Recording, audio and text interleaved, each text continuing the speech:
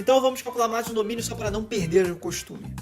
Bem, aqui nós temos o quê? 1 dividido por raiz de x ao quadrado menos 1. Aqui nós temos duas situações. Primeiro, eu não posso dividir por zero, então este cara aqui nunca poderá ir a zero. E a segunda situação é que não existe raiz quadrada, raiz par de um número negativo. Ou seja, x ao quadrado menos 1 nunca pode ser negativo. Então vamos revisar equações do segundo grau. Vamos entender quando é que este cara é negativo. Positivo igual a zero, ou quando é que ele só é positivo ou só negativo. Vamos entender como é que funciona uma equação do segundo grau. Nós revisamos equações do primeiro grau na outra aula, vamos revisar do segundo grau agora. Vamos chamar g de x, aqui nós vamos ter um critério. 1 nunca será 1 aqui, não precisamos nos preocupar, 1 é 1. Vamos lá, vamos chamar g de x de raiz quadrada de x ao quadrado menos 1. Bem, este cara aqui nós vimos que como ele é um denominador, ele não pode ser zero, nem pode ser negativo. Então, o que me dirá se ele será zero ou negativo é esse x ao quadrado menos 1 aqui. Então, vamos entender como x ao quadrado menos 1, x ao quadrado menos 1 funcionará, no nosso caso. Bem, x ao quadrado menos 1, funções do segundo grau, elas têm a forma de parábolas com concavidade para cima ou para baixo. Ou melhor, sorrisos e carrancas. Então, sorrisos e carrancas. Carrancas quando o sinal do x de maior poder, x ao quadrado menos 1, no sinal quando o x de maior poder for positivo, e uma carranca quando o sinal do x de maior poder for negativo. No nosso caso, o x de maior poder aqui é óbvio, claro, positivo. Então já sabemos o formato que nós vamos ter de desenhar. Mas como é que nós vamos colocar este cara no gráfico x ou y, no nosso plano cartesiano? Lembra das raízes? Então, vamos usar as raízes para nos ancorar. Onde é que eu vou colocar a minha carranca ou o meu sorriso? X ao quadrado menos 1 igual a zero. O que vai acontecer aqui? X ao quadrado irá para outro... x ao quadrado será igual a mais 1.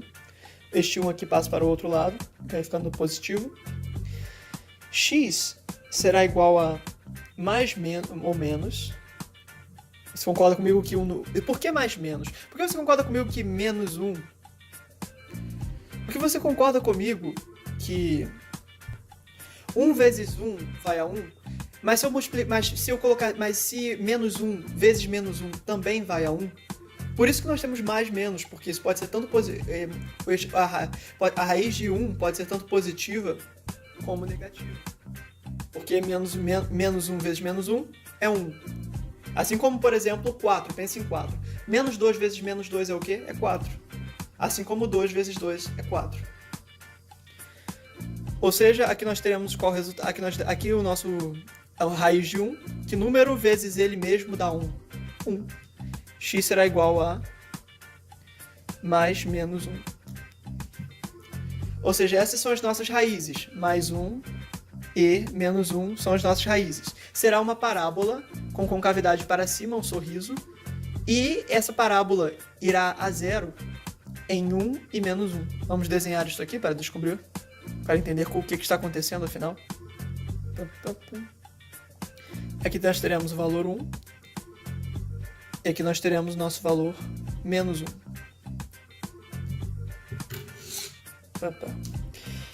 Então aqui nós descobrimos que é um sorriso. Então nós teremos o que? Uma parábola assim. Sorriso. Você pode imaginar aqui dois olhos. É uma parábola com concavidade para cima, ou seja, esta abertura dela aqui é para cima. Se fosse uma parábola de concavidade para baixo, nós desenharíamos algo assim. Por exemplo, isto é uma concavidade para baixo, porque a abertura está para baixo. Já uma concavidade para cima seria assim, como um sorriso, um bico e um sorriso. Então, enfim, aqui nós temos nossa concavidade para cima. Vamos entender o que está acontecendo com essa função aqui, x ao quadrado menos 1. Nossa função r de x é igual a x ao quadrado menos 1.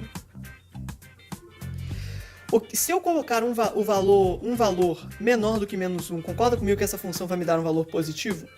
Pode tentar. Tente à vontade. Coloque aqui, vamos fazer f de menos 5.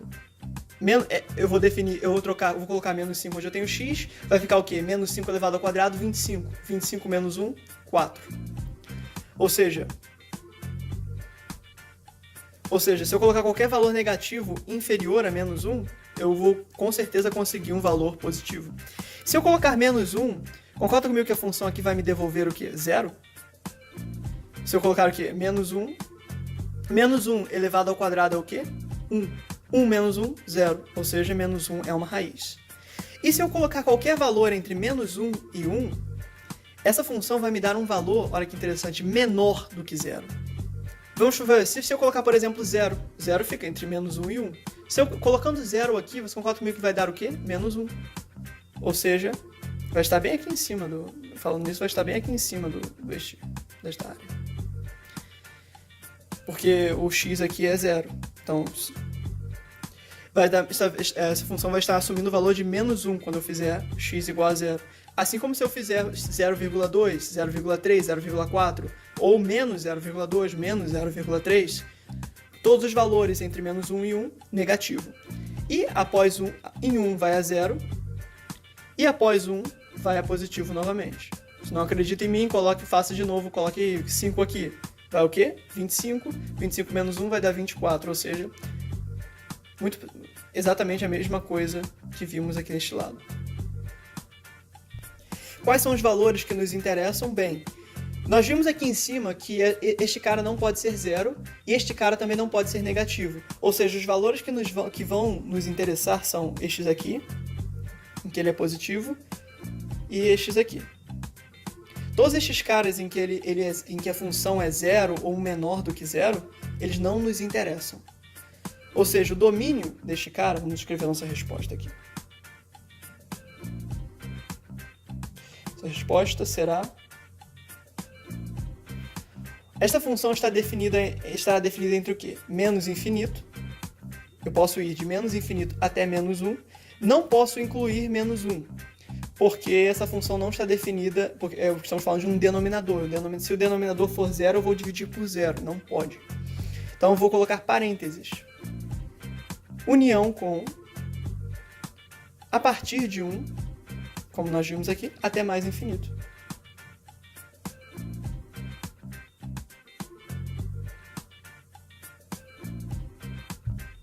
Tudo bem, então? Vamos para o próximo.